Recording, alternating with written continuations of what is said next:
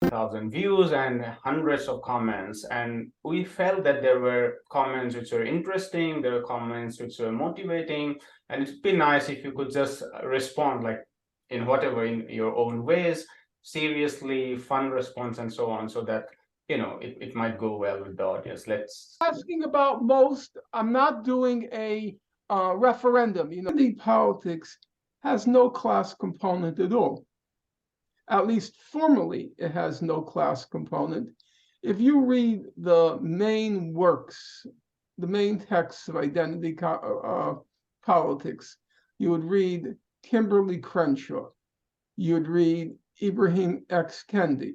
There's always been a struggle on the left. How do you integrate these special questions with the class question?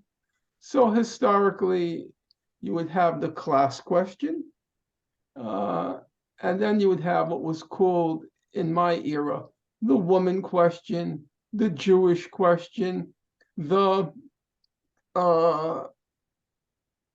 woman question, Jewish question, the Negro question. I made a mistake, one of 10 million. I disagree with you, respectfully disagree with you, of course. I disagree with you when you say BDS is the only thing the Palestinians have. No, the Palestinians have them. And this is what happens. His wife suddenly goes like this. She closes her eyes and just sits still. I'm not among ruling elites. I had no idea what this meant. She goes, maybe she's doing some Buddhist meditation. Well, what do you think she was doing? She was signaling it's time for us to leave. Damn. No, I mean, I can understand that because I come from. Some people go to the light switch and turn it on and off, meaning it's time to go. She closed her eyes.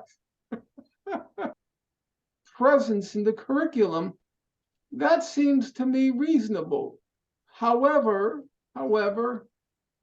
if that whole theme of Black working class resistance was dropped, that to me is indefensible.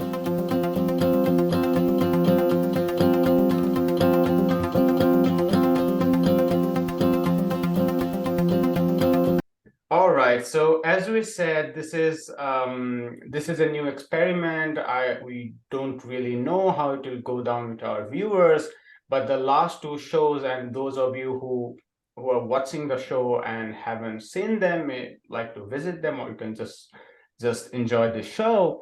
Norman would be reacting and responding to hundreds of comments that we got in those two videos. One was on Palestine and the other was on the book that Norman had just published.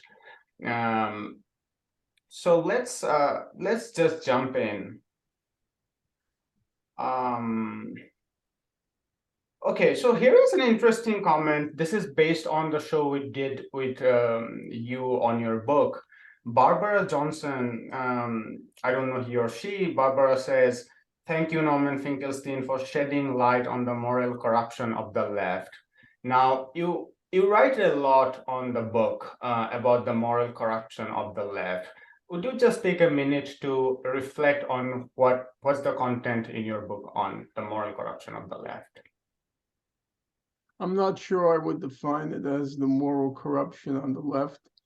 I think that the Bernie Sanders campaign brought to light that there are, in effect, two lefts in the United States and probably globally. There is one left which has a long tradition, certainly going back to, say, the middle of the 19th century and straightforward, a left that has more or less identified with the cause of what's called the working class or the laboring classes, and it has various combinations, various permutations. There were anarchists who fell within this category, Marxists who fell within this category. It was basically a left that identified with the have-nots. Have-nots in terms of their material experience, unemployed, underpaid, um, lacking the basic amenities in life. That was one left. And that left in its most current incarnation was the Bernie Sanders candidacy, where large numbers of, in particular, young people, disaffected, unemployed, no future, rally behind Bernie Sanders. And then there was another so-called left, which has a history, and parts of the history, I would say, are honorable. Namely, it's the history of those groups which fought for not just the generalized rights of workers and working people, but also fought the special rights, the special causes of, be it African Americans, be it women, and in more recent decades of sexual minorities. Uh, they they were always part of the left. That is to say, they recognize their fundamental identity with working people, but also said we have an additional problem. There is an additional aspect to our oppression. So that's it's an honorable tradition, and there has always been a struggle on the left. How do you integrate these special questions with the class question? So historically, you would have the class question, uh, and then you would have what was called in my era the woman question, the Jewish question, the uh, woman question, Jewish question, the Negro question. And there was always, let's just say, a tension, but also a camaraderie between those two lefts. Now, something new happened probably in the last 2 decades or so, namely the that left that was in working with, but also in conflict with the traditional left, it broke off completely from the traditional left. And it formed this new thing called identity politics. Identity politics has no class component at all. At least formally, it has no class component. If you read the main works, the main texts of identity politics, you would read Kimberly Crenshaw. You'd read Ibram X. Kendi. Crenshaw on reparation. No, Crenshaw is on intersectionality. Sorry, yeah. Coates is Ta-Nehisi Coates on reparations. Ibram X. Kendi on what he calls disparities. If you read them, you might see one or two stray fragments about class. Literally, one or two stray fragments about class. It's all about identity. That's all it is. And basically, what it's about, in my opinion, is the professionals among the minorities. They want their fair share of that top 1%, that top 10%. They want their fair share of representation in the elite class. And the truth of the matter is, in order to allow for stability in our system, the elite class is ready to concede that. They're ready to concede allowing more African Americans in the ruling elite, more African Americans in the various professions. And so the demand that's being made by these identity politics, this identity politics movement, that demand is actually assimilable by our system. And for those in the ruling elite, it serves basically three purposes. Purpose number one, the ruling elite benefits from having minority faces in the ruling establishment because that stabilizes the system. A Black person, let's say our current mayor of New York, Eric Adams, a Black person saying we need more police is certainly better than a white person saying that, because Black people will say, well, Eric Adams is Black and he says we need more cops. And Eric Adams says we have to fight crime. And Eric Adams says crime is out of control. So when a Black person says that, it stabilizes the system because it's much more difficult for a white person to say that, say in the aftermath of the George Floyd demonstrations. So number one, it stabilizes the system. Number two, it provides a base for the Democratic Party. The Democratic Party, with the partial exception of Joe Biden, has pretty much written off the white working class, which was historically the mass base for the Democratic Party. Well, a vacuum is created, and the party can't exist, the political party can't exist without a base. Obviously, there are penumbras, but you need that core. And the core that the Democratic Party has tried to replace the white working class with is minorities, various ethnic minorities, sexual minorities, to try to fill the void with the minorities and therefore provide a base. So that's the second purpose. The third purpose is to wreck any class-based movement, to wreck it on the basis that it doesn't give enough space, it doesn't give enough representation to minorities, to marginalized groups, as it's called. And this is not theory. I mean, you saw it in practice when the Bernie Sanders campaign was gaining a lot of traction.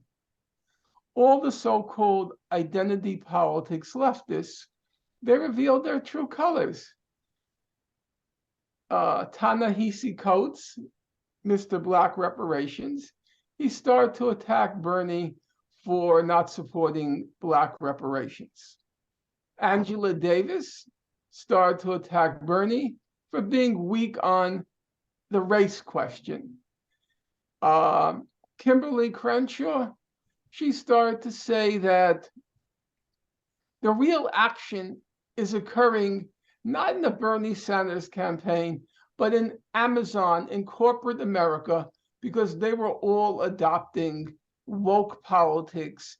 They were having their sessions in management and among the workers with Robin DiAngelo to fight white racism. So she said, the real action is now among the among the corporate elite, not among people like Bernie Sanders. And so it became, then there was Whoopi Goldberg, another very woke personality in the United States. And she says to Bernie on the program called The View, she says, Bernie, when are you going to drop out of this race? When are you going to drop out? There was like a convergence of the whole identity politics movement to stop the Bernie Sanders candidacy. And that's their job. So I don't consider them a left. I consider them a cudgel of the Democratic Party, a potential base for the Democratic Party. And they themselves are simply jockeying for power and wealth to themselves, to become part of that ruling elite. Usually I respond, I push the conversation forward, but I wouldn't do it here for the sake of taking as many questions as possible. There is a lot about Obama and Democratic Party in your book, so people should go back to it and read it. And I just say this, that I would agree with you that perhaps they are not the left. I mean, I may agree with some of their points, I may not agree with some of that points. Norman doesn't find almost anything in them. I may find certain things, but broadly speaking, I don't think their politics is left, because class capitalism are not the operative category for them. So I'm always a little bit fearful of theorizing too much. I couldn't care less whether class or capitalism is your operative categories in the abstract. For me, the concrete question, the essential question is their program designed, or is it plausibly going to improve the lives of the overwhelming mass of people in the United States or anywhere else where they yeah, have but access? my response would be, you can't do that without. Yeah, I recognize that, but sometimes you can sound like you're being too dogmatic. If it's not about class and it's not good, or if it's not about capitalism, it's not good. For me, the problem is not that it doesn't adhere to a dogma. The problem for me is it has no relationship to the real problems that real people are facing in the real world. It's about self-aggrandizement of a handful of, really, a quite small handful of people. They are influential, no question about it, but it's really a quite small handful of people. How many people in the United States, roughly speaking, because you're in the US now long enough, how many people, let's say, when you Not take, long enough.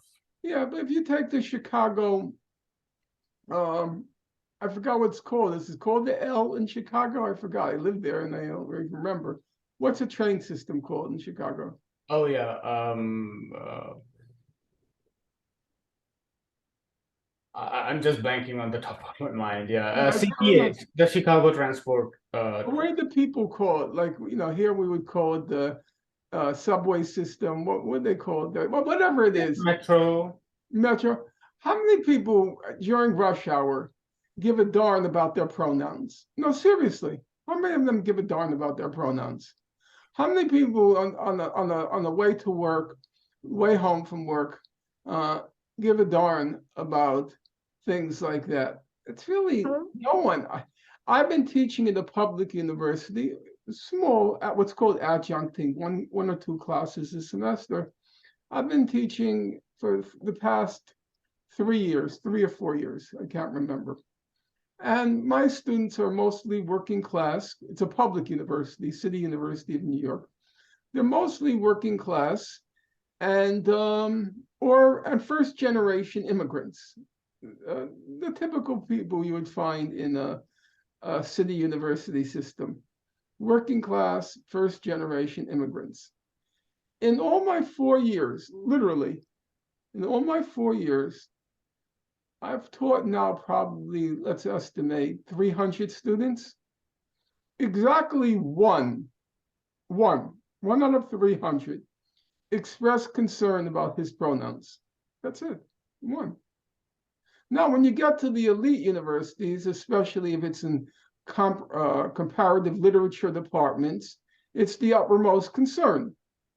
But for most people, it's a complete irrelevance.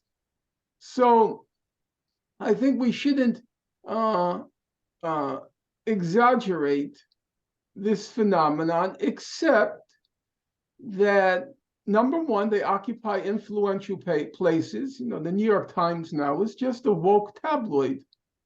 It's not a serious paper anymore. I sent to my friend in the UK, Jamie Stern-Weiner, on a pretty much a daily basis, the regular headlines in the Times and the homepage. They're so insane. It's just all woke politics.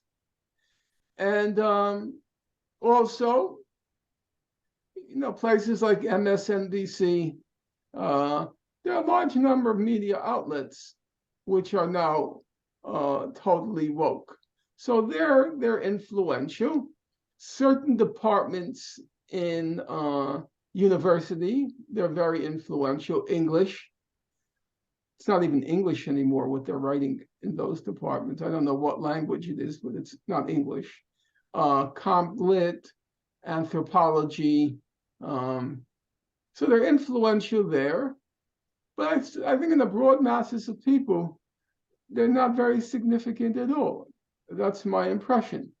Uh, they couldn't organize a movement like Bernie Sanders. That's just not thinkable.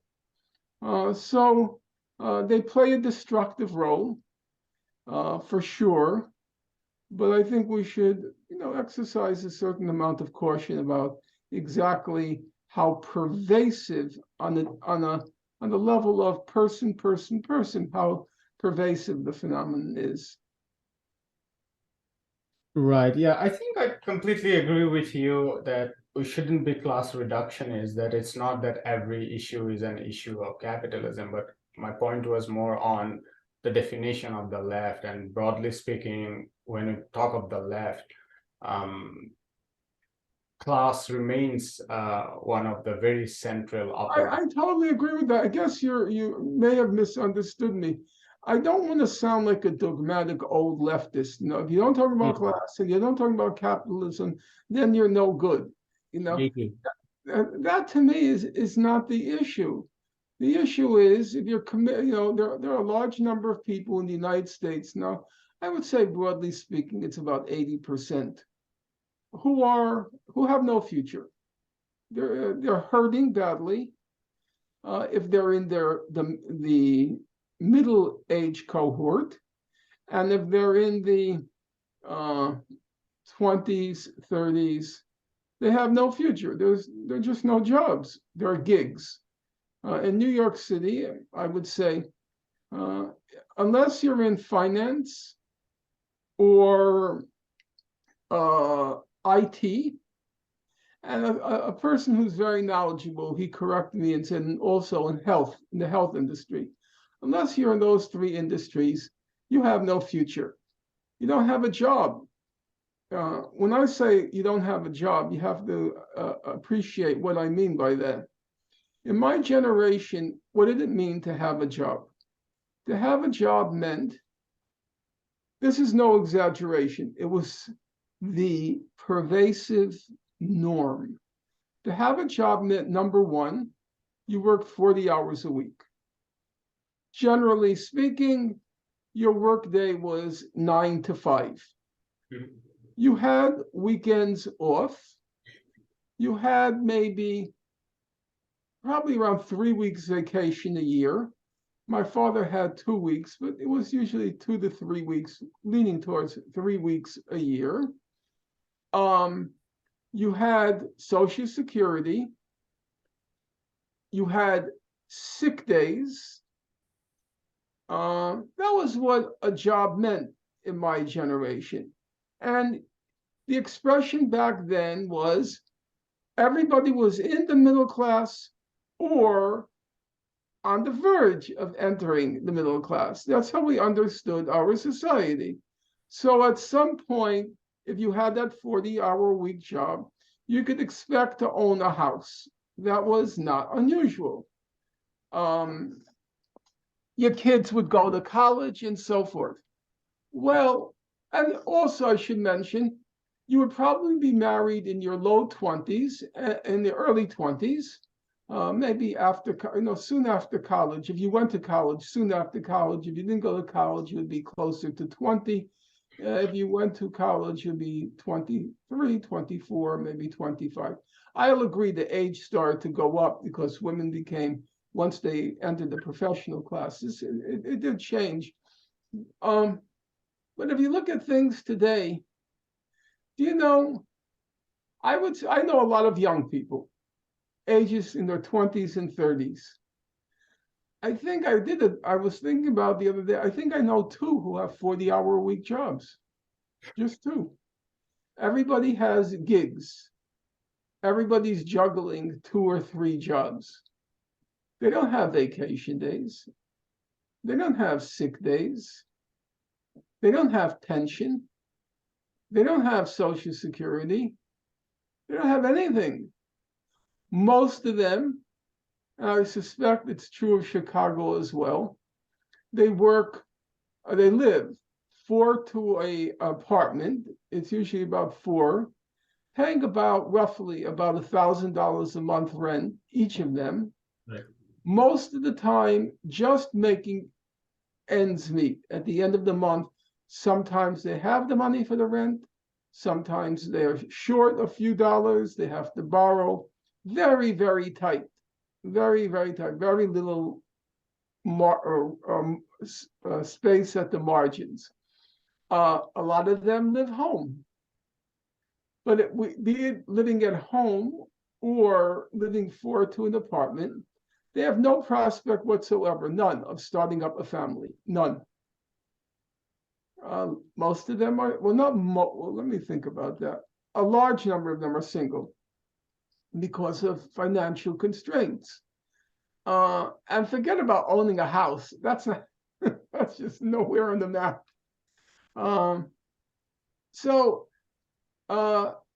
That's about 80% of our society now. And the question is whether the platform you're defending, the platform you're advancing, doesn't address the needs of that 80%. And I don't see the identity politics having anything to do with that. Identity politics, they don't even talk about class, literally. I mean, I read the books to the extent you can call them books. I read the books, and you would really, you'd have to do a search for the word class. And even if you were to do it right now, if you were to bring up Robin DiAngelo's so-called book and enter under the search, and enter under the search option, you enter class, you may get 2 mentions. So they're not even addressing those issues. Now, you would have to be awful privileged or myopic to believe that these 80% are more concerned about their pronouns than they are about their futureless future financially, economically, monetarily. So I don't want to, as I said, sound dogmatic. For me, the issue is, does the identity politics have any bearing on the genuine nightmare facing young people today? And my answer is no. It's a very, very elite phenomenon, this identity politics. I'm very tempted to follow up on one point from here, but I suspect that it will leave us with much less time. So let me just skip and hold back myself and read this comment to you. This is by New Dawn Rising, who commented on our discussion of your book. And here's the comment. The whole woke politics is not stupid. It is a right-wing redirection of traditional left-wing views. The ideas of identity, woke, cancel culture, and political correctness allows the right-wing to misrepresent and demonize the left and avoid the primary issue of the left, which is class struggle. The right-wing now have all the straw men they need to switch the conversation and not address the terrible overlooked issue of the impoverished working class that had been systematically repressed and impoverished over the past 40 years. At this point, 75% of the US population live from paycheck to paycheck. Sure. These people are restoring to drugs. Okay, this is where we all agree. This is what the right wing desperately try to deny and avoid. The next time you hear anyone talking about woke and identity politics, then tell them to shut up and go to hell. Then remind them of what real leftism is about, restoring the destroyed lives of the working people. Okay, your response, maybe you listen. I basically agree with that. I think the the right wing and the identity politics people, they both exploit the identity politics. Each has its own agenda. So Governor DeSantis, he uses this African American studies curriculum as a club to attack the so-called left. And I don't agree with him. First of all, I don't think governors should be in the business of deciding school curriculums. He shouldn't decide that question, even though he's apparently a very smart guy. He attended Yale, then he attended Harvard, and he has a distinguished academic pedigree. All that being said, the issues of curriculum and competence should be decided by experts in the field. I hope DeSantis wouldn't be so presumptuous as to decide how to teach physics. And if we respect or chemistry or biology, and if we respect the academic disciplines in general, then that should be given over to experts in the field to decide what the curriculum should be, what should be taught, and so forth. There are many problems with giving over all the power to experts, but if I had to choose between experts and elected officials, I would go with the experts. Though, as I said, I've been a victim of a lot of experts in fields and disciplines, so I recognize the problems of handing over that power. But all things being equal, it should be the experts and not the politicians. However smart the politicians might be, it should be the experts and not the politicians who decide. So I don't agree with DeSantis.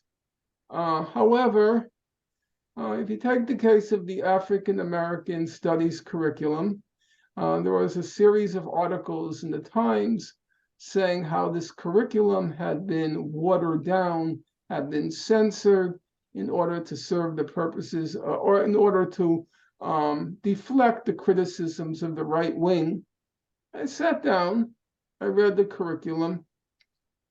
It's a completely woke curriculum. It's I would say a large part of it, I don't want to give it an exact fraction or percentage, but a very large part of it is given over to contributions of women. You see the feminist juggernaut, for better or for worse, at play in the curriculum. It's objected that it hasn't integrated queer studies. That's what's said. If you read the curriculum, it says Bayard Rustin, who was a famous...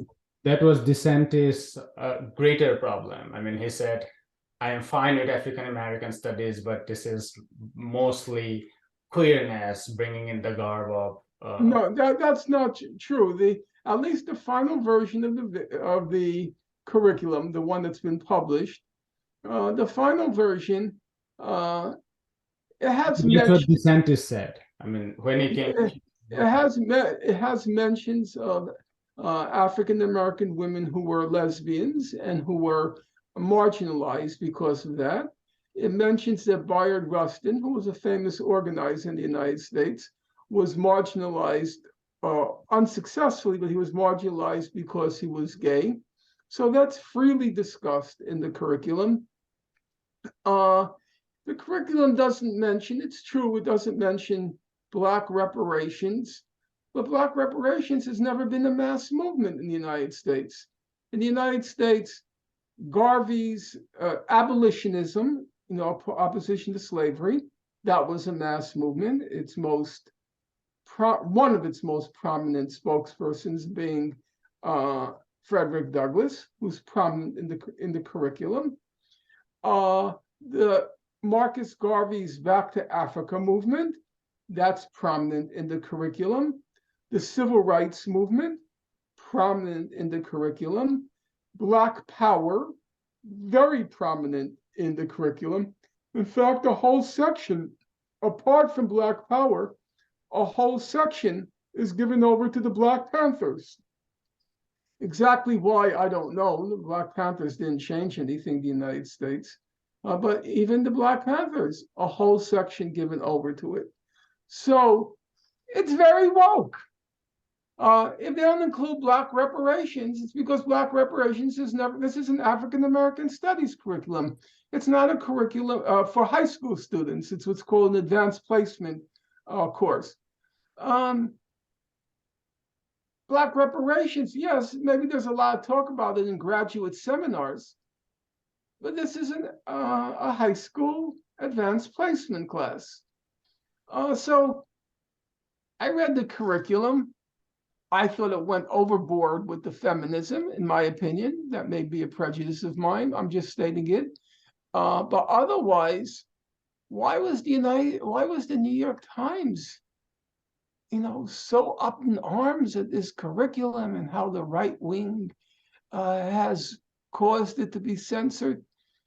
Because they use it also. They don't give a darn about the curriculum. It's a cudgel to attack the Republican Party, to attack DeSantis, indirectly to attack Trump. They don't give a darn about the curriculum. It's just a weapon. It's just instrumentalized. The identity politics is a weapon to attack not just the Bernie Sanders type left, but also the Republican Party right. So both sides use the identity politics. Incidentally, if you read the African American Studies curriculum, there's no mention at all of Black workers.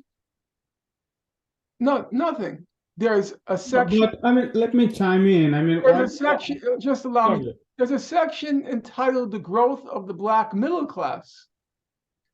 But Black workers just vanish. One of the authors whose books and whose writings were dropped was Robin D.G. Kelley.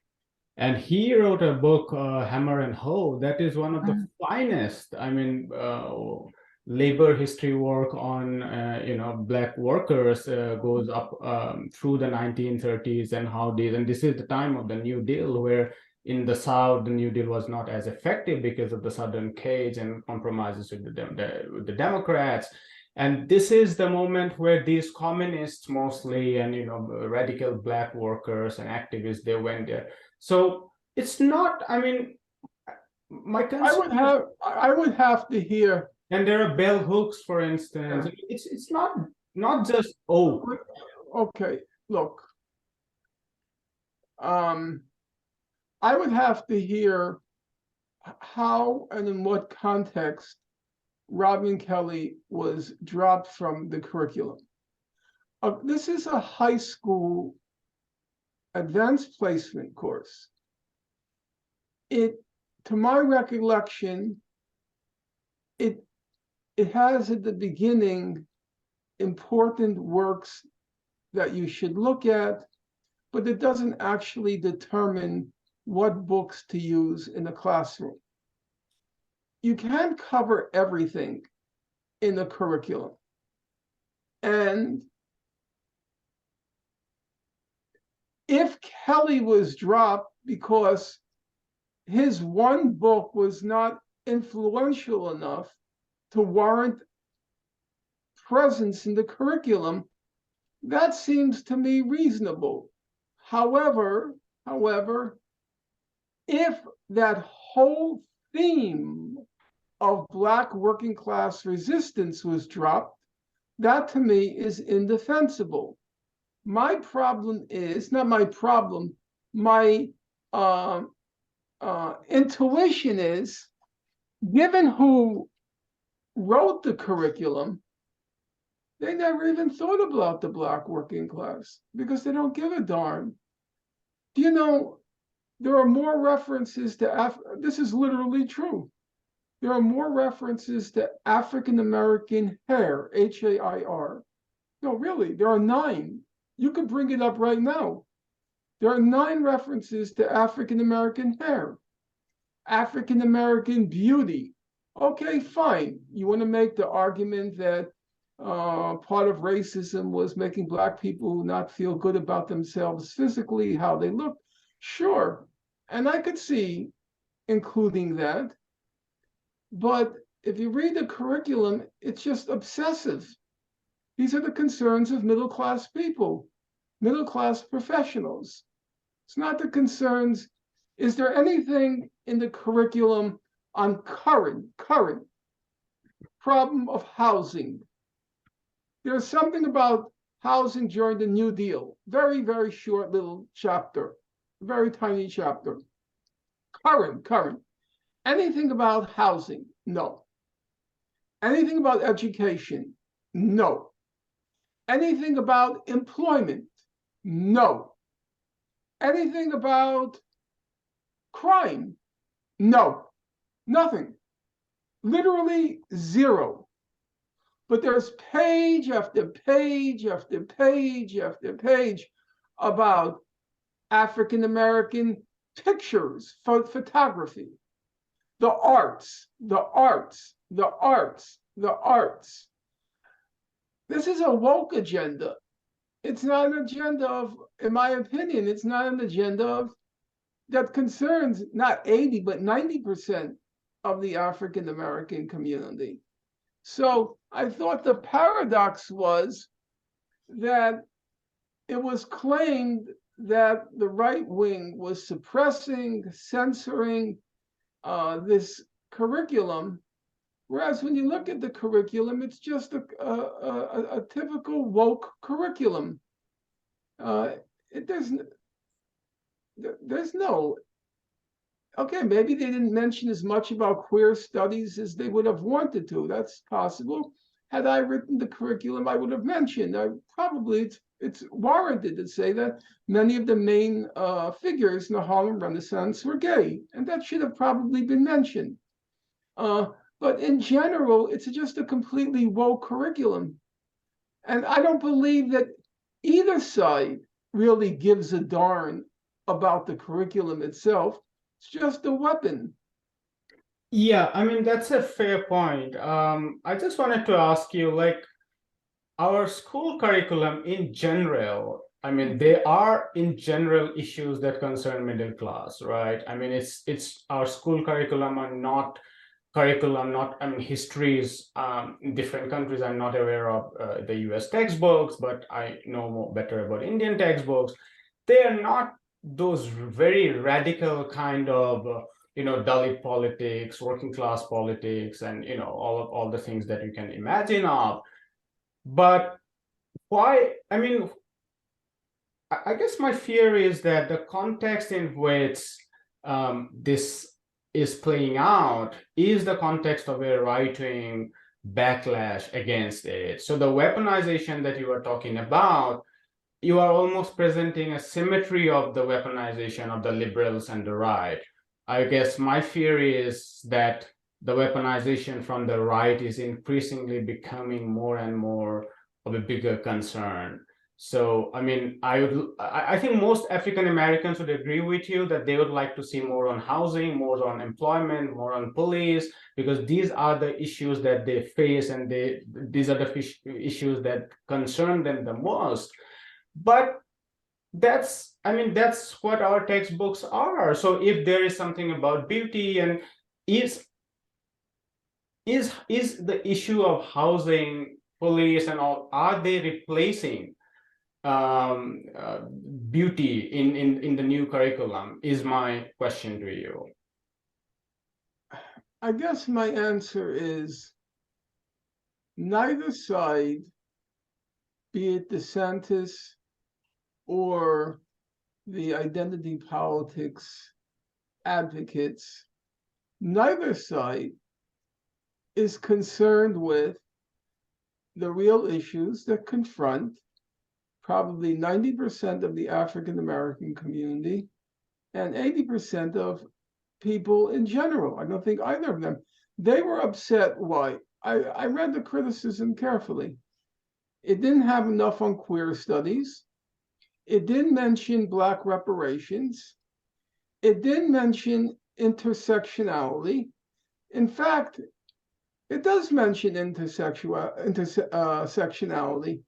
It says that women face a double oppression, one from being women, another from being Black, And another point, they say a triple oppression, namely women, Black, and workers, or women, Black, and class, race, class, and gender.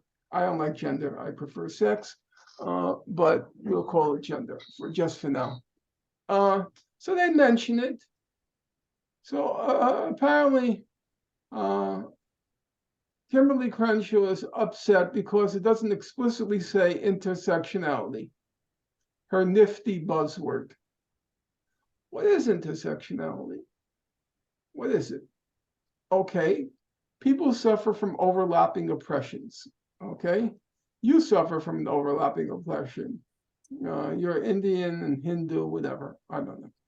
You have an overlapping oppression. People, okay, fine. That's concept is about as old as the hills, that people can suffer from overlapping oppressions. I was reading something by Rosa Luxemburg the other week.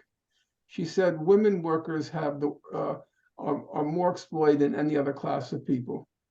So guess what? Long before Kimberly Crenshaw, about 100 years before Kimberly Crenshaw, the socialist movement had already figured that out.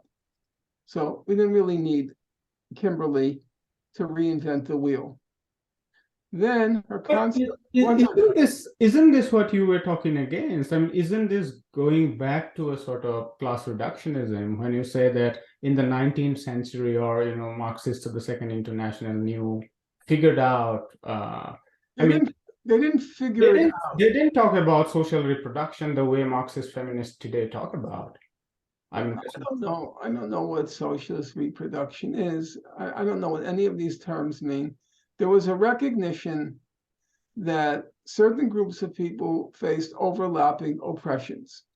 The question is, one, how do you theorize it? How do you understand the relationship between the two? There were practical questions. Should they organize separately as women? Or should they organize separately as African Americans? Should they organize separately as Jews? That was a practical question. Was there any clear resolution of it? No. There was a lot of disagreement on it as a practical question. And how will the great big socialists tomorrow solve this question? People like Rosa Luxemburg, she didn't particularly care for these non-class oppressions. She was just very confident that if you bring into the being a socialist society, these questions would solve themselves. She may have been right, she may have been wrong, I don't know about that. But there was always a recognition. So what is Kimberly Crenshaw's big contribution?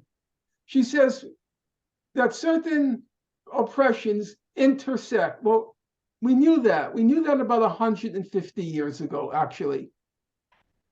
Even Engels was already talking about the special status of women. You remember he said the status of women will decide which is the most progressive country in the world, but you can judge the progressive. He wrote a whole book. On the woman. Private property. Yeah.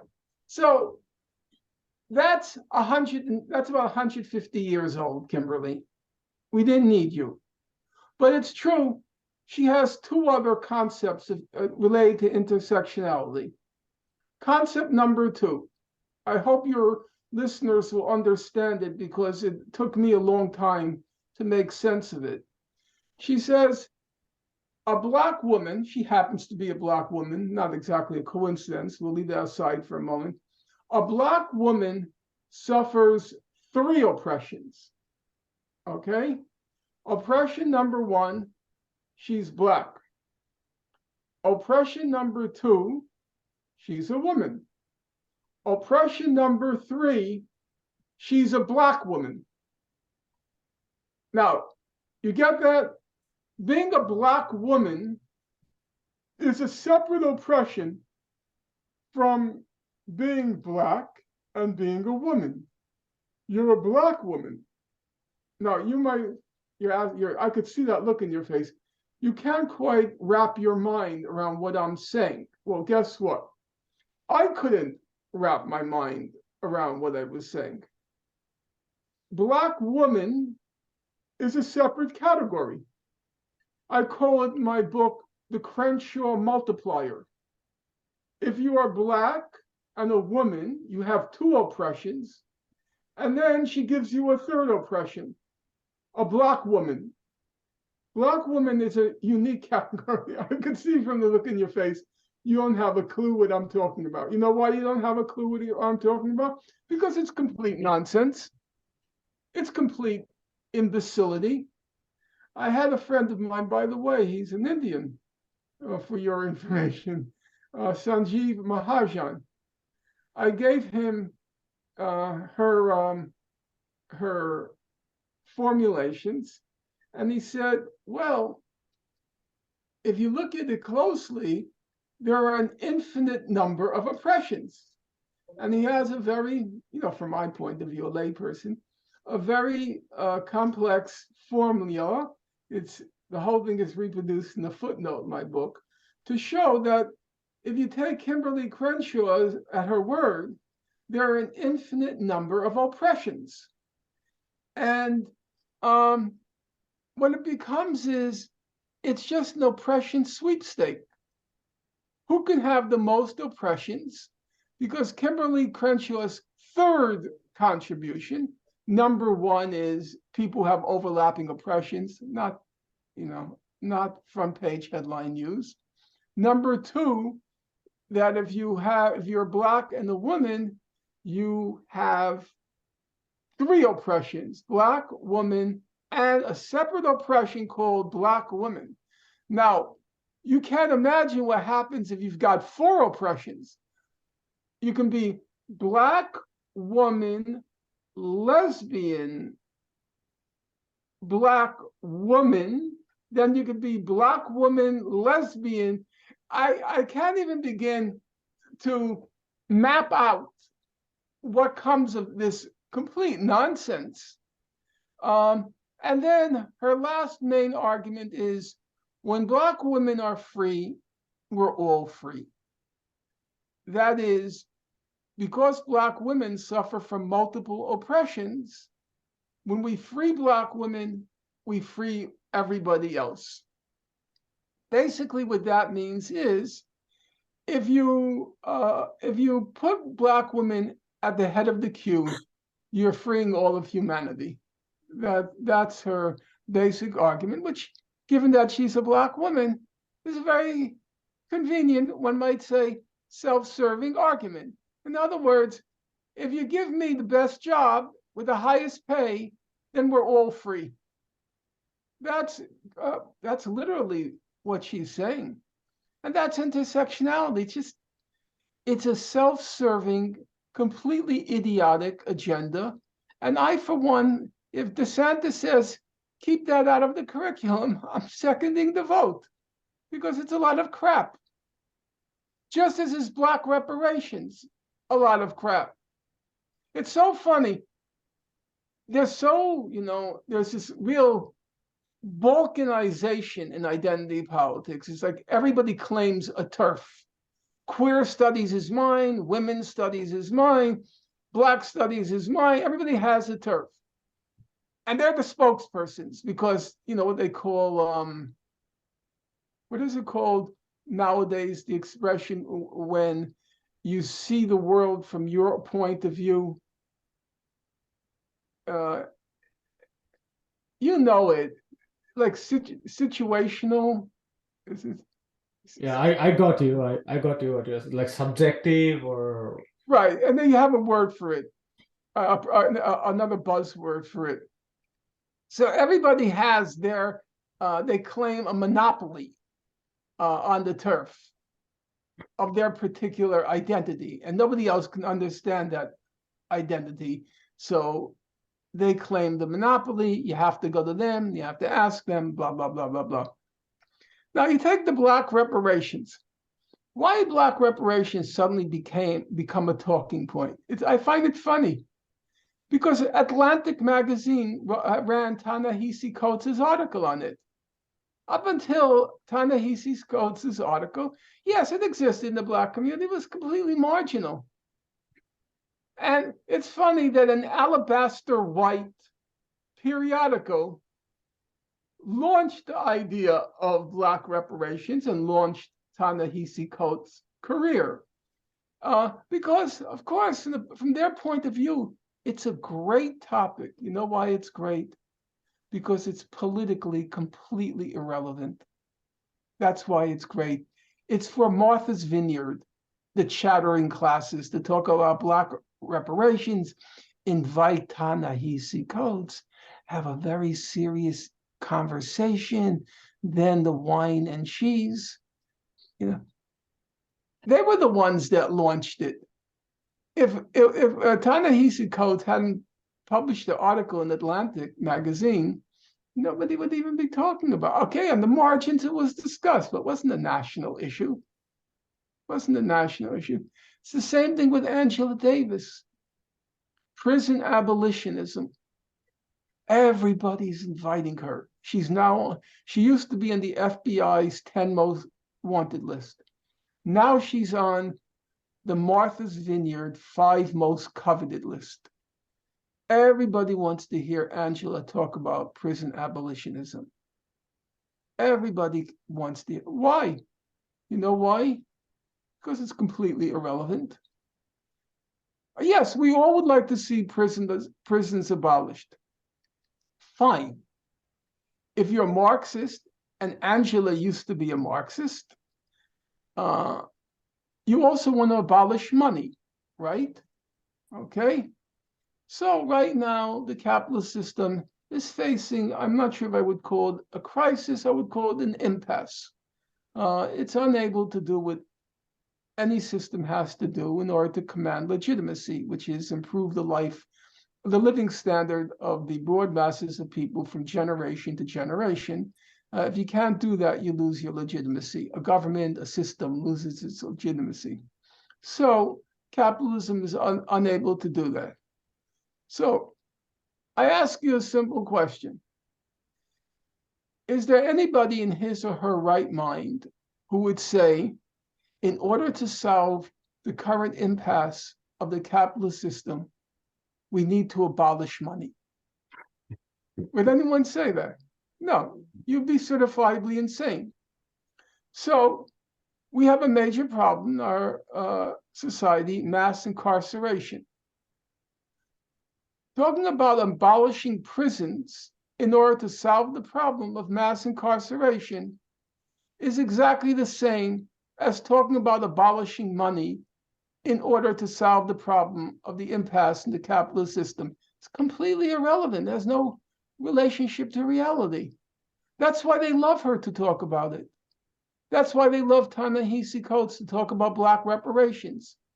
You can sound really cool, really woke, really hip, abolish prisons. And as a side note, you're completely irrelevant, which is why the white elites love you. Now, everywhere Angela goes, I watch her on YouTube. You should see. Amy Gutman, the president of University of Pennsylvania, I knew her when she was at Princeton. She was just a very milquetoast liberal. She's breathless as she introduces Angela. Then the second biggest billionaire in South Carolina is a woman. She introduces Angela and says how much we have in common. You know, they all love her because she's a complete irrelevancy, completely irrelevant, which is what identity politics is in general. It's totally solipsistic, self-serving, irrelevant. It's nonsense. It's nonsense. I hear you. The last video we did, we had when we had gone back and forth on reparation, and I agree with you mostly on the critique of identity politics. I'm not a fan of identity politics, and you are right. And that's part of the ruling elite's strategy since the neoliberalism, where the system has failed to lift the standard of living of most people, the alternative strategy has to make the ruling elite a little more colorful. So the White House has become more colorful, or the corporations have become more colorful, and that's like that. Most people would agree with you that that doesn't help. That said, I mean, my concern is like when you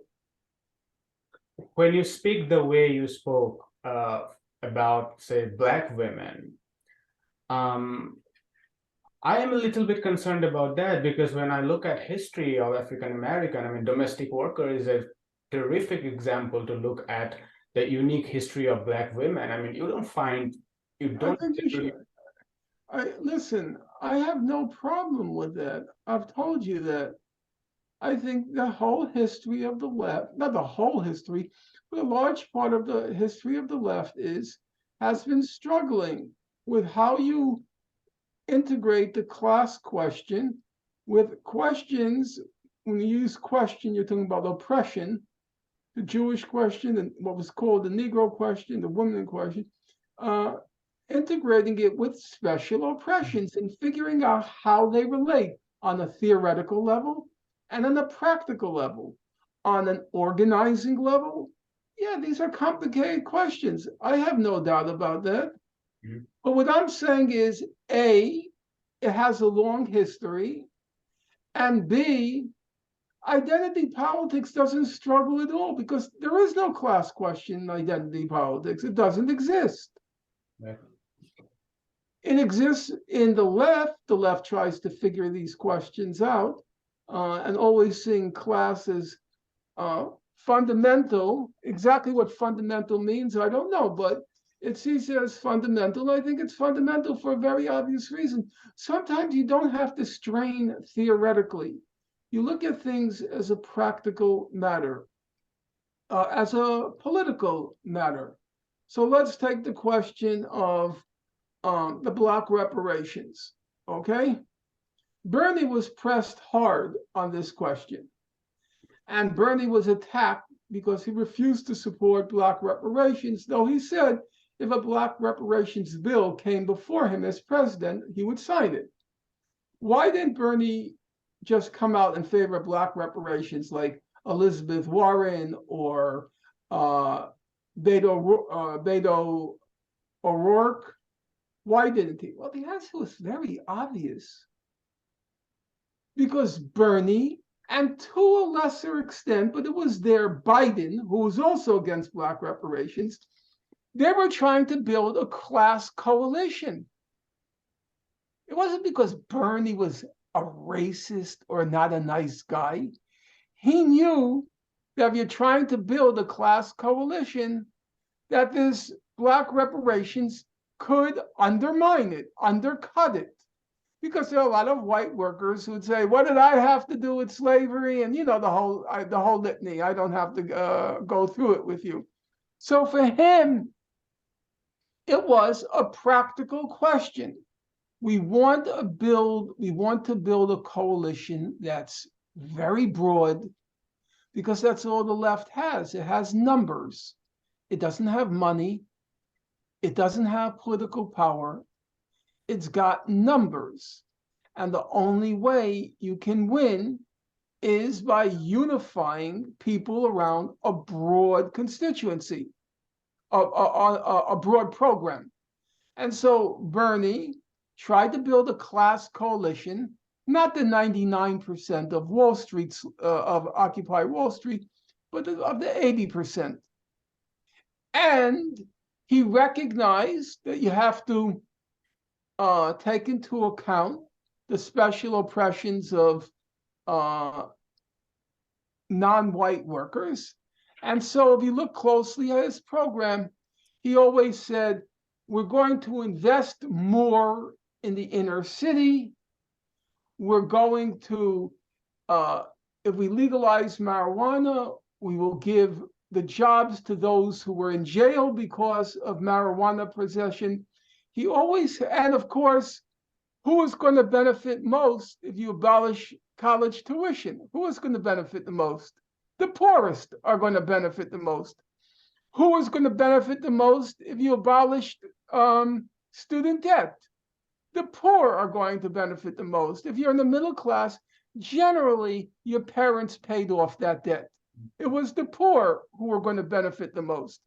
Who was going to benefit the most if there was a universal health care? Well, if you're in the middle class, you have some health insurance here or there, okay? So his whole program could be summarized as benefits everyone. However, it benefits those groups which have suffered the most even more. An extra, a plus, you know? So for him, that's how you deal with the special oppression of other groups without breaking the class coalition. So when I say it's very hard to theorize it, it's very hard to figure out how you organize around these principles. It's very hard to practically address these questions. I thought the Bernie formula, which was kind of, you would call it jerry build, was makeshift. It was basically right. A broad class coalition, but a plus for those who suffer more, which meant basically minorities. Okay? So I recognize that has to be addressed, but that's not happening with identity politics. Identity politics simply casts off the class question because they have no interest in poor Black people. They have interest in getting their fair share of the ruling elite positions financially and in terms of power. That's what they want. And the disparities mean there are 13% of Americans are Black, so we want 13% of that 1%. We want 13% of that 1%, the elite. We want 13%. That's all they're concerned about. So it's already been an hour. Do you have to go? Or I'm very tempted to ask a couple of questions if that. Okay, so let's just go for 20 more minutes. Okay, great. Just hang on. There is a question I wanted to ask you. Yeah, I think this relates to your book, and probably you'd like to speak about this. This is David Cullen. Could you ask Dr. Finkelstein what he thinks is the cause of the cultural shift where people are easily offended by truthful criticism and somehow act like offending someone in search of the truth is reprehensible? I feel like this has become a major problem in present day time societies for as far as I can tell. Any thoughts? What causes that cultural shift? I guess what he's asking is. No, I understand the question. I'm not clear. I'm not so sure I have a ready answer to that question. I think it's important to remember, because a lot of this has to do with age. The left has always carried on that way. We called anything we disagreed with bourgeois propaganda, petty bourgeois propaganda. You're a fascist pig. You're a capitalist pig. The idea of censoring your opponents. Well, I never knew the Communist Party to be very tolerant of dissent. Sorry, I didn't get that. I never remember the Communist Party to be very tolerant of dissent, at least not in my day. And the left in general was not very tolerant of dissent. At least where they came to power. Yeah, the difference is we didn't have power. So we could call you a fascist pig, but that you weren't going to be silenced because you're a fascist, or a racist pig, but you weren't going to be silenced because you were a racist, because we exercise no power. What's changed is the left, for various reasons, having to do with the rise of identity politics and the fact that the Democratic Party is trying to instrumentalize it. They now have, a certain amount of power, and they're actually carrying on the way they've always carried on, except now they can exercise, their power, whether it's in the university or elsewhere. So I think that's one difference. You see, we were never tolerant of the idea of freedom of speech. We called it a bourgeois idea. I remember, you know why I remember it? Because I said it. The communists, we thought that Marxism and Leninism is a science. That's how, not that any of us knew what science was. None of us ever, beyond high school, ever took a science course. But we thought it was the same as particle physics. It's the truth. It was called scientific theory. I know, it was called, but whether it was meant as a science, I was just reading a little book by Paul Sweezy for lectures on Marxism, and he did defend the humanities, the non-natural sciences, as being sciences as well. But he's an economist. I mean, economics comes somewhere in between sort of traditional humanities. Okay, maybe. But that's what at least economists believe. I'm not defending that. I'm very critical about. Well, we'll just set that aside for a moment and just say that those of us who knew as much about science as we know about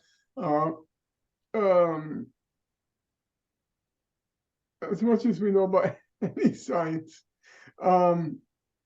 we would call it the science. It was the truth. We were in possession of the truth. And anybody who disagreed with us was a bourgeois or a petty bourgeois. And we didn't feel that freedom of speech, was a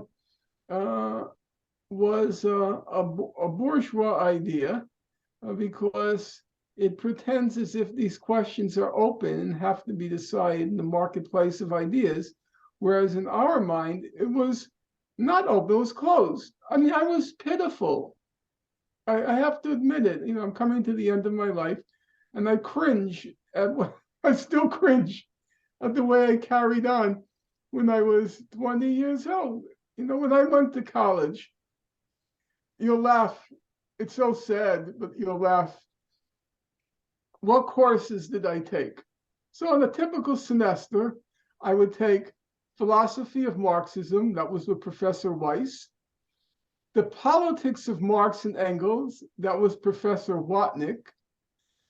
The Russian Revolution. I remember the professor. I know what he looked like, but I can't remember. What year is this? 1971.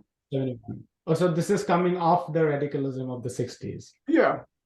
The Russian Revolution, then Chinese Communist politics. Now, you're going to laugh at what happened. I took a course, my fifth course, when I was signing up, was for Roman history. So I have a friend, her name is Jane Slavin, and she was a Trotskyist. They were the ultra pure people, the Spartacus League, ultra pure. So I named the courses I was taking. The first four I was very proud of. And then I sneak in and I say, I'm taking Roman history. She sneers and she says, very relevant. Well, guess what? I dropped it. I mean, my whole vision could fit, my whole mental vision could fit in the keyhole. And this is the time you were Maoist. Yeah, it was totally pitiful. But I'll tell you, I don't think you can understand how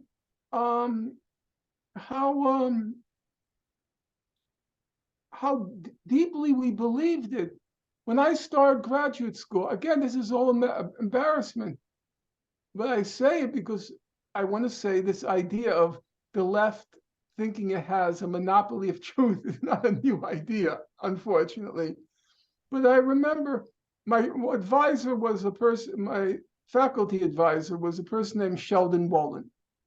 And Wolin was the most eminent political theorist in the United States. All right, maybe with John Rawls, maybe they were equal, but he was one of the most eminent. So I come into his office, and he asks me, okay, so what do you want to study? It was our first meeting. I said, I want to get a comprehensive understanding of Marxism. So I would like to take anthropology courses in Marx, economic courses in Marx, philosophy. I'm sure you think this guy's a fucking idiot, but that's how we thought. But we had no power. So we had no way to impose our worldview on anybody. What changed is, well, two things changed. Number one, the left has power, but also number two, the Marxism was jettisoned and it was replaced with, in my opinion, mostly crap. The Lacan, Deleuze, Zizek, Foucault, Heidegger, just French theorists. So Heidegger is German.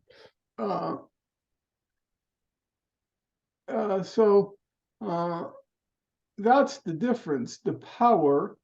But I think Marxism had more substance. I mean, we wrestled with very difficult texts, and I think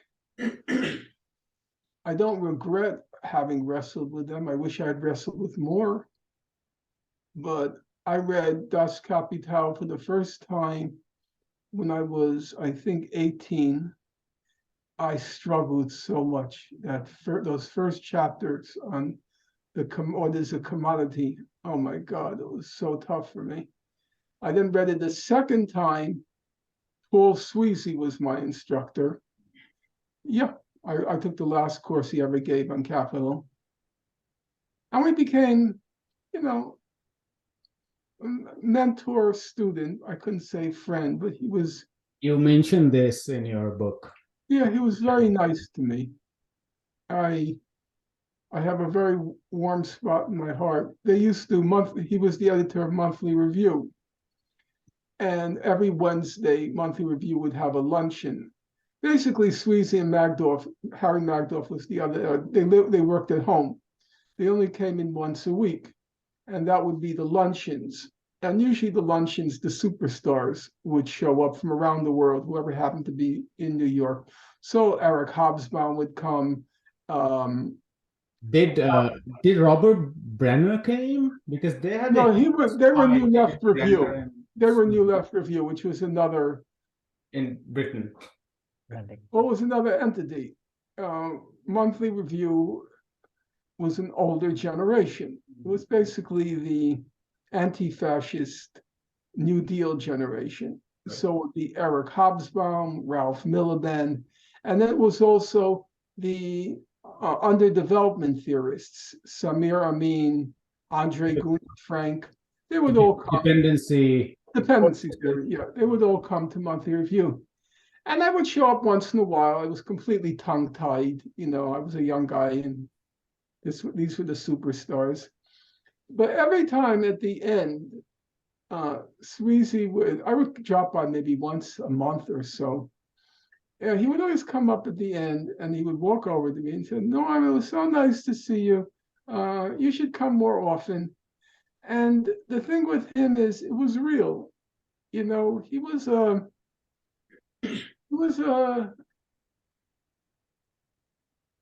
real guy, a real person, really authentic, I felt. I saw him when he was in his 80s. Your story in the book, just to let the audience know, is very deeply moving about Sweezy and his Harvard story, and the professor that went to Columbia. I read this book like 7 months ago, your book, but you do mention that, right? Yes.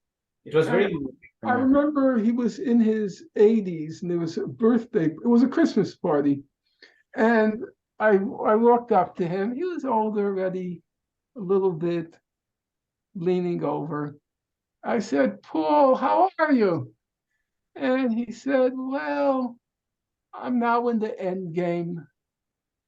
I said, no, I said, Paul, don't say that. I don't want to hear it. It was true. I didn't want to hear it. I didn't want to hear it. And he just said to me, no, Norm, it's okay. I don't have any fear. It's fine. And there was something the way he said it that I thought to myself, it's real. He's not just saying it, you know. He really was at peace with himself and recognizing that's the end game. And he was very calm about it. And there was just something so genuine about him that I was very happy to have known him. I made mistakes at that point in my life. When I met Professor Chomsky, and then for the next 40 years, Chomsky became kind of my mentor. I felt I had to. You write about, sorry again to intervene, you write about Chomsky as well in your book. So Yeah. if you would like to listen to how look at Chomsky, and you should read the book. Thank you. I felt I had to choose between them, that you couldn't be loyal to both or faithful to both. And Chomsky used to describe. So was the choice between Chomsky and Dershowitz? With whom you... No, that wasn't a difficult choice. But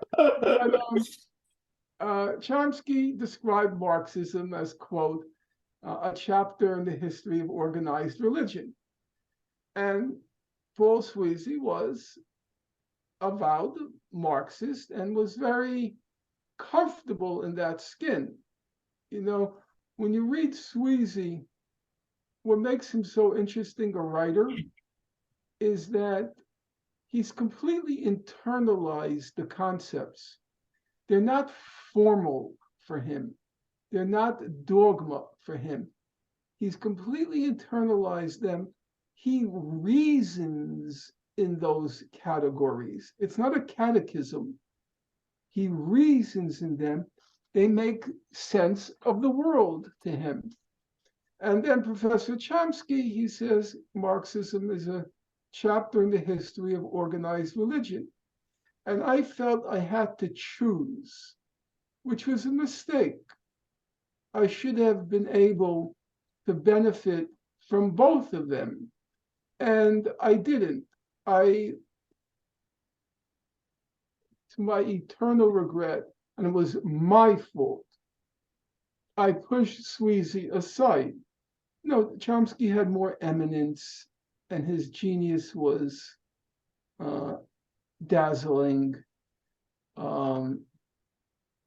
So, on the other hand, I was blessed with. What do you mean pushing aside? I mean, was it after a certain point, I stopped seeing Sweezy. I stopped going to monthly reviews. I mean, Chomsky wouldn't be able to tell you about capitalism the way Sweezy would be able. I mean, he wouldn't come close. I made a mistake. One of 10 million. I made a mistake.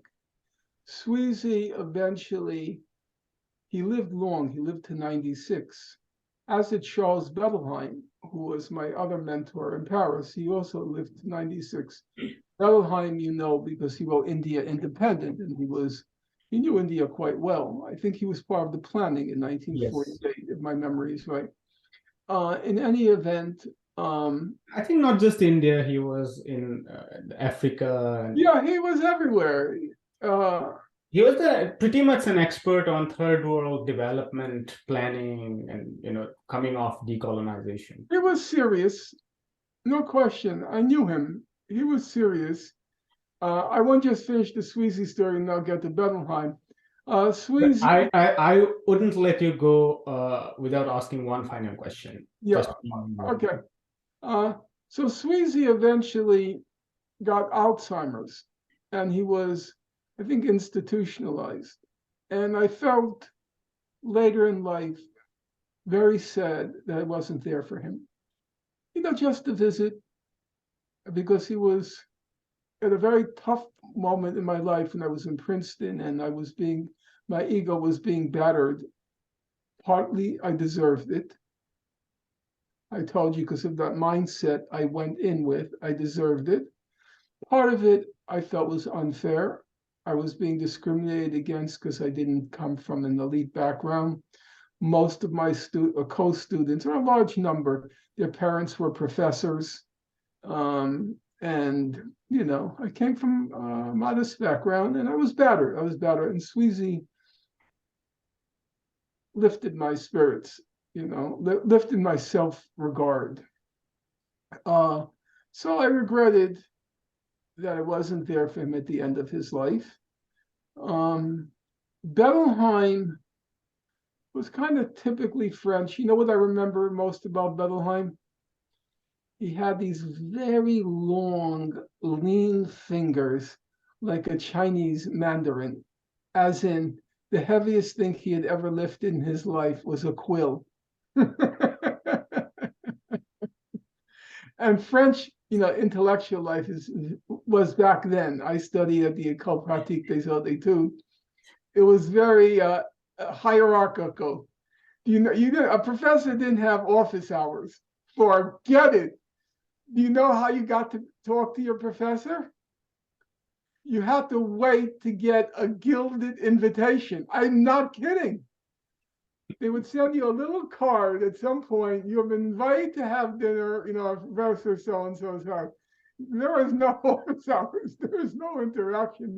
Was it a common practice for you guys to be invited in professor's dinner, or like we're in back in those days, like in Princeton or like at Princeton? First of all, you were supposed to know your advisor. You go to office hours, you talk with them. Yes, that was considered normal. And every semester, it was protocol that they would invite all the students in the class over for dinner. I have, such funny memories. There was a professor, Gerald Siegel. He actually wrote a book on Marx. It's called Marx's Fate. Right. So seminars at Princeton, I don't know what they're like at University of Chicago.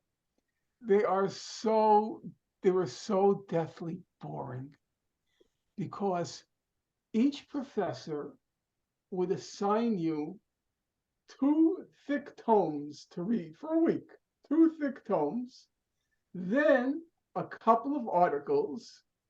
Then, if you were giving that week's seminar report, you had to read a couple of more books.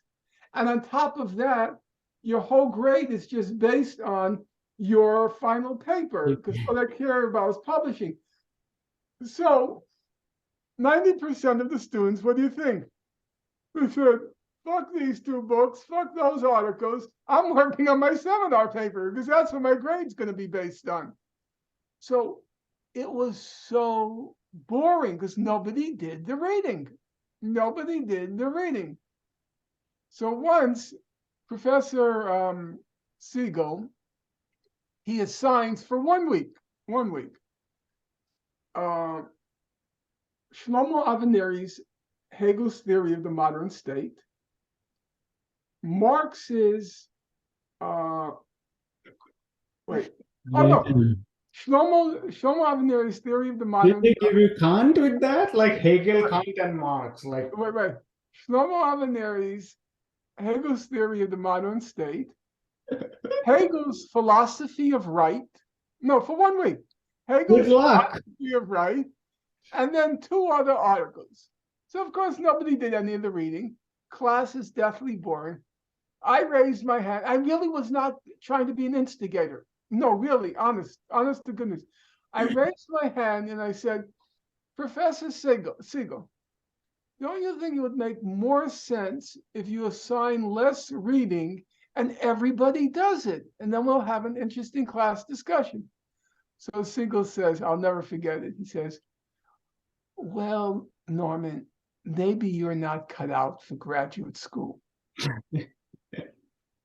And that was his response. In any case, we go to his house for the dinner, the seminar dinner, and his wife was an opera singer. He was prophetic in many ways. Yeah, he was right. I know. Either he was prophetic or I was pathetic, and I'm not sure which it is, but you can. Yeah. So we're talking, and exchanging stories, and this is what happens. His wife suddenly goes like this. She closes her eyes and just sits still. I'm not among ruling elites. I had no idea what this meant. She goes, maybe she's doing some Buddhist meditation. What? Well, what do you think she was doing? She was signaling it's time for us to leave. Damn. No, I mean, I can understand that because I come from. Some people go to the light switch and turn it on and off, meaning it's time to go. She closed her eyes. Oh God! Kill me. Okay, just to not hold you for too long, we just can't let you go without one question from the other video, because I think that's the most contentious and that was the main content of the video. And one last comment on your book, those of you who are watching this, one of the best things I found in the book, I mean, this is of course saying literally one of the, because there are many, is this very interesting ways of biographical stories wrapped into larger politics that Norman was trying to come up with that book. And it is a very deeply moving in that sense. And I don't know how much you sort of value that part of the book, but I sort of deeply connected with that, and that's where I think part of the comments when they are using the word corruption of the moral left, I mean, they must be relating to these stories about your academic struggle, your all the idealism that you talk about, you speak about Marx and so on. But I would like to ask you a final question. It's been too long. Thanks for your time. You've been very generous. So yeah, your professor, so you did with us regarding the BDS movement and the Palestine issue. So there is this user Rambo. So I don't know he or she. Yeah, Rambo. Wow. It's RAMMBOCK. It's Rambo. I don't know if I spell it right. So as far he or she goes, so as a 40-year-old who has been following both Norm and the Palestinian issue for 20 years, I must say his argument against BDS is only valid as far as its identification in the contemporary context is concerned. However, as a genuine cause, it is the only thing that truly upset Israel. Israel's appropriation of the cause does not mean it is illegitimate, but could also be interpreted such that it shows what Israel truly fears. In short, Jews are the most powerful and resourceful people in the world. Any potentially successful strategy is going to be vociferously fought by the Israel lobby and their minions. That doesn't mean the strategy is wrong, but that the challenge is to really change anything substantial is tough. Norm has a tendency to believe an academic argument will change anything, when in reality power does, and BDS is the only tool the Palestinians have. Making nice with the Israelis won't work because Israel's goal is to eradicate Palestine. I think say like the valid argument here like making. So what's your thought on that? Okay. This would actually require a lot of time to answer. What I'm going to do is I'm going to stick to right now to things I've not said in the past, because I've been asked this question many, many times, and it's easily accessible on YouTube. So I want to just address some things I've not said in the past. Let's just start from basics. Number one, The only thing that's going to change the situation in Palestine or anywhere else in the world, the only thing that's going to change it fundamentally has to be a mass movement, which is well organized, a clear-headed, and I have to say, an incorruptible leadership. Corrupted leaderships just sow despair, and eventually the mass movement will disintegrate. So you need organization, you need leadership, and you need a mass movement. The idea that boycotts, divestment, or sanctions in and of themselves can replace or displace a mass movement among those who are struggling on the ground is, in my opinion, not realistic. So the idea that, so to speak, BDS can liberate Palestine, to me, is an absurdity. What liberates, whether it's the civil rights movement or any other movement in the history of humanity, was the people's struggles themselves. Now, obviously, BDS or boycotts, divestments, sanctions, they have played a role, they have played a contributory role, but they haven't played a fundamental role. If you take the case of South Africa, yes, the international anti-apartheid sanctions movement played a role. One may want to say a significant role. It's unclear, but let's even call it significant. But nobody would argue that it was the African National Congress, it was the United Democrat, the UDF, the United Democratic Front. It was the mass movement with a very powerful leadership, or clear-headed leadership, which played the fundamental role. So, also the role of U.S. pulling back. Excuse me?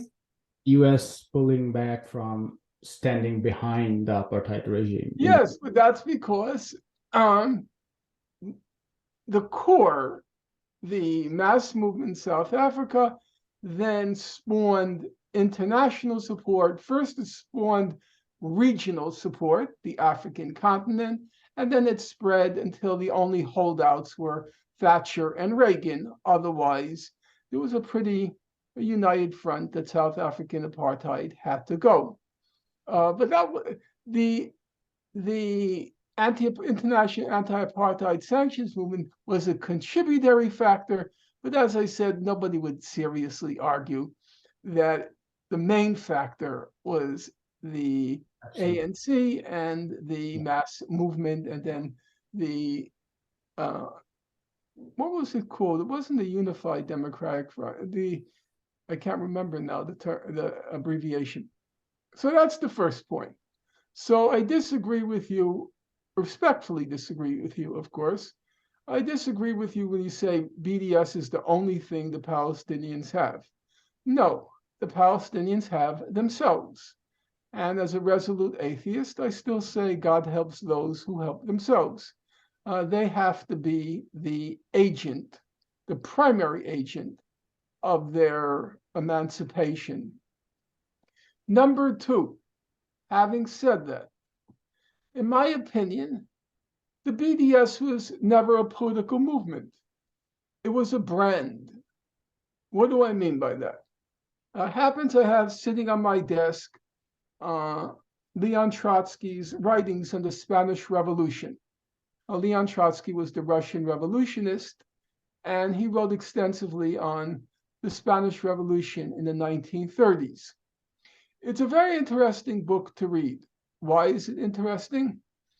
Because it's a kind of workshop on revolution. You may recall there's a famous scene, not a famous scene, but there's a famous moment in Nietzsche's essay, Beyond Good and Evil, when he describes looking into a window at the workshop of morals. He's looking in the window, he says, it's a metaphor, looking at how morals are fabricated.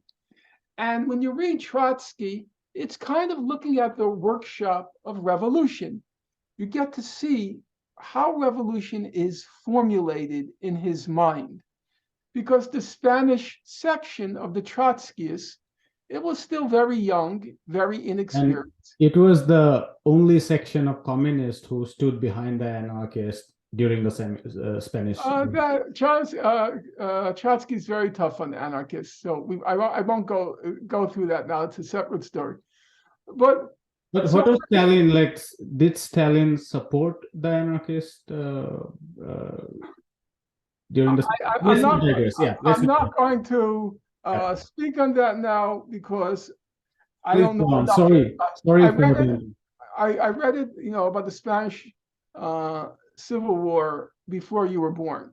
It's a very long time ago, so I don't want to speak with any kind of authority.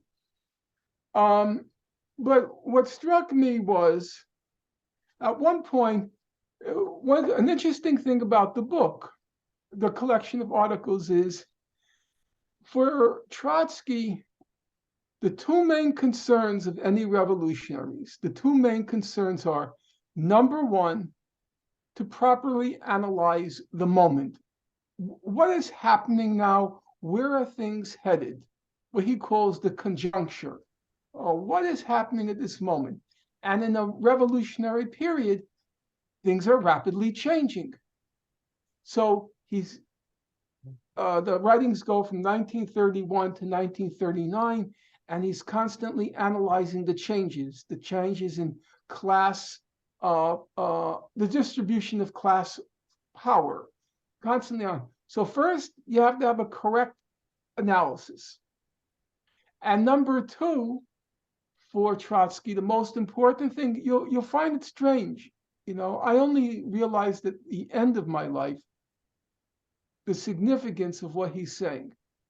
The second most important thing is the correct slogan.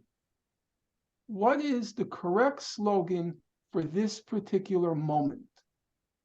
And as you know, if you know the history of the Russian Revolution, there was always these debates going back between Lenin and Trotsky and all the others. Are we aiming for a democratic dictatorship of the workers and peasants, or are we aiming for a socialist revolution, a workers' republic, the dictatorship of the proletariat? Constantly arguing what is our goal and what is the correct slogan? What is the correct slogan? What is the correct slogan? What is the correct slogan? So why am I mentioning this? And you think I'm trying to evade your question, or I've gone off, to a century ago. At one point, Trotsky, he's trying to explain to his followers, how do you formulate a slogan? How do you formulate a slogan? And he says the following: what should be the criteria for advancing the slogans? How do you formulate a slogan? He says, on the one hand, we must consider the general direction of the revolutionary development, which determines our strategic line. On the other hand, we must take into account the level of consciousness of the masses. The communist who does not take that into consideration will break his neck. So, if you're a real radical, what do you have to do? Number one, you have to figure out what your goal is. What is your objective? What is the strategic line? For Trotsky, during the Spanish Revolution, he thought they were ripe for socialist revolution, so the aim is the dictatorship of the proletariat. That's the goal. And then the slogan, the slogan is constantly shifting. You choose a slogan which can win over the masses of people, but at different points, the masses' consciousness, it ripens, they're ready for more, or they retreat, they're only ready for less. You have to always sense, you have to have your pulse on the beat of the masses. Somebody who was very good at that was Gandhi. Gandhi knew the masses. So when you watch him during the salt strike, he knows how far he can go before he's going to start losing the masses.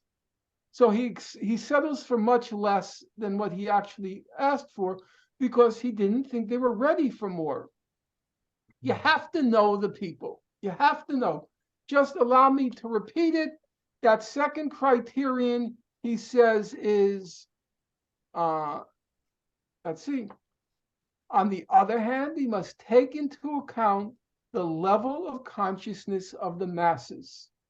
The communist who does not take that into consideration will break his neck. Okay, so now let's come to BDS. And let's see how BDS dealt, if it were a political movement, with these considerations. Number one, what was its strategic goal? What was its strategic goal? It had none. BDS was very firm that we're agnostic on what we want. They don't say one state. They don't say two states. They don't say a binational state. They don't say a secular state.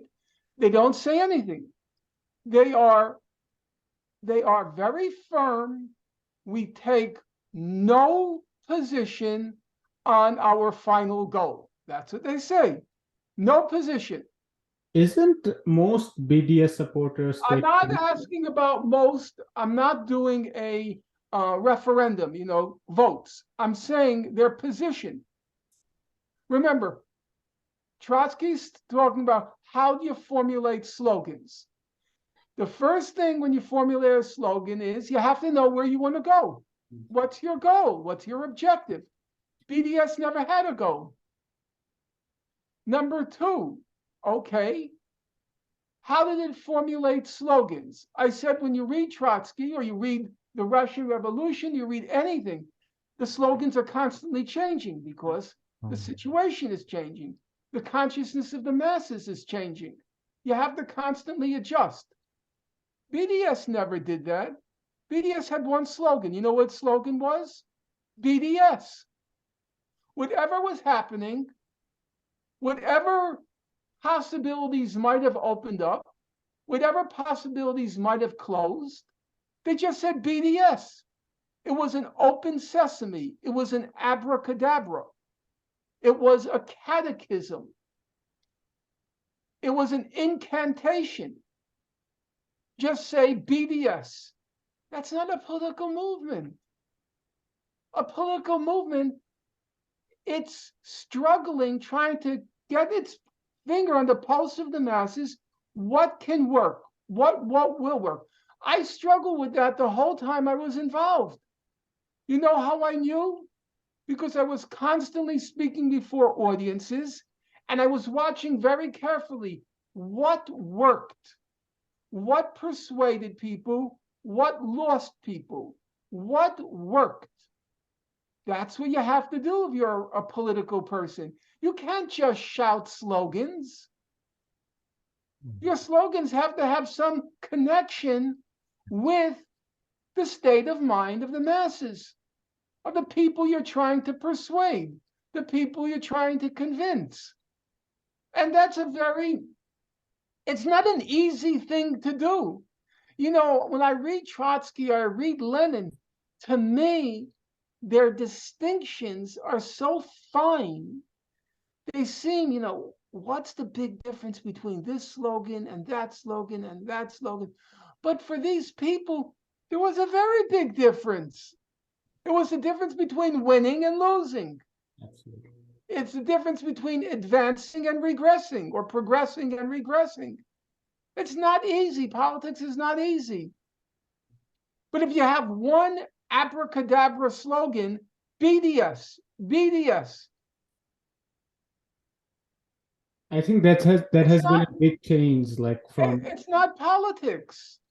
winning has become secondary and sloganeering has become primary now, unfortunately. And it's just one slogan. It's one. There's no adjustment made for new developments. It's just one slogan. That's not politics. And it's a slogan which they never tried to connect with reality. It's like, we're taking this slogan, like during the Black Lives Matter protests, defund the police. We're going to force this slogan down your throat. No, that's not politics. Trotsky says you have to adjust it to the consciousness of the masses, or you're going to break your neck. I heard Nancy Pelosi becoming the champion of defund the police, and I was like, okay, something. No. She's not interested in defunding the police, because the first thing that will happen is No, stay with Palestine. Stay with Palestine. That's more important. So that's my answer. It wasn't a political movement. It was a cult. There was a guru. There were incantations. No go. Wasn't a political movement. It's over, and I just hope the new generation. I was Trotsky at the end of the collection of writings when the Spanish Civil War is defeated. He says the same thing as all revolutionaries say. He says the most important thing is to learn from mistakes. And it's the same Rosa Luxemburg. She always said the most important aspect of a revolutionary party is self-criticism. To look at what you did wrong so you don't repeat your error. And I just hope young people will repeat. Politics is not just a slogan, one slogan. Politics it's more complicated than that. It took me about 30 years to develop an approach which made me persuasive, not just to my little cult following, but persuasive to a broad audience. And that's why, in my opinion, it's just an opinion. In my opinion, that's why the powers that be decided I had to be stopped.